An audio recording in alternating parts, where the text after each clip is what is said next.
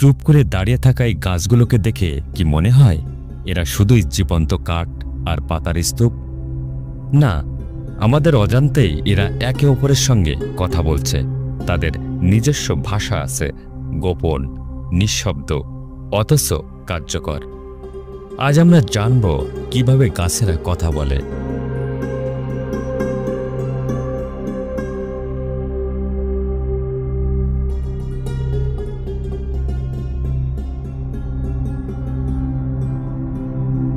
জঙ্গলের গভীরে, যেখানে মানুষ কম যায়, সেখানে গাছেরা একে অপরের সঙ্গে তথ্য আদান প্রদান করছে।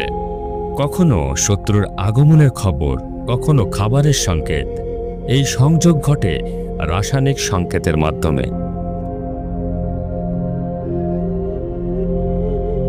যখন একটি গাছ আক্রান্ত হয় তখন সেটা বাতাসে এক ধরনের গ্যাস ছাড়ে, যেটা আশেপাশের গাছগুলো শনাক্ত করতে পারে।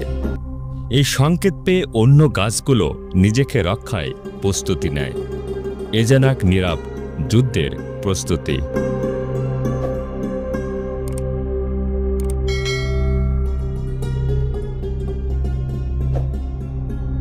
এটা শুধু অনুমান না, বৈজ্ঞানিকভাবেই প্রমাণিত।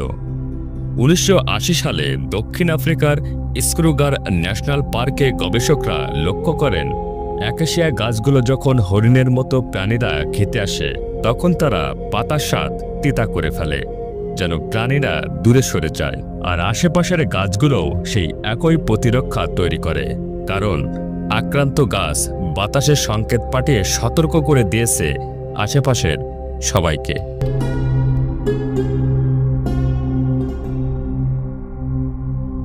গাছের ভাষা শুধু পাতায় নয়, মাটির নিচেও বিস্তৃত।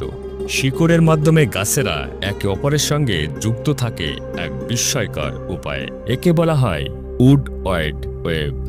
মাটির নিচে এক ধরনের ফাঙ্গাস মাইক্রোরাইজা গাছগুলোর শিকড়কে সংযুক্ত করে। এই নেটওয়ার্ক দিয়ে গাছেরা খাবার, পানি এবং এমনকি সংকেতও আদান প্রদান করে। একজন অসুস্থ গাছের জন্য অন্য গাছ খাবার পাঠায়। এ যেন এক অদৃশ্য সামাজিক নেটওয়ার্ক।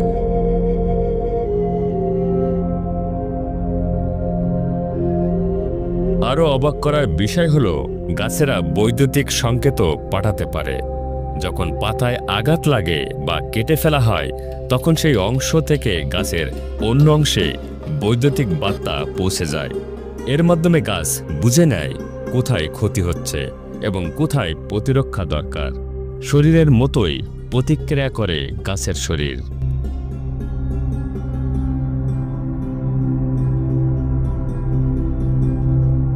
প্রতিটি গাছ নিঃশব্দে বাঁচে, নীরবে লড়ে যায়, গড়ে তোলে সম্পর্ক। আমরা যখন একটি গাছ কাটি তখন আমরা শুধু কাটি হারাই না, একটি জীবন্ত ভাষাকে চুপ করিয়ে দেই। গাছেরা কথা বলে, শুধু আমাদের শোনার ইচ্ছাটুকু নেই। এখন প্রশ্ন হলো, আমরা কি শুনতে শিখব?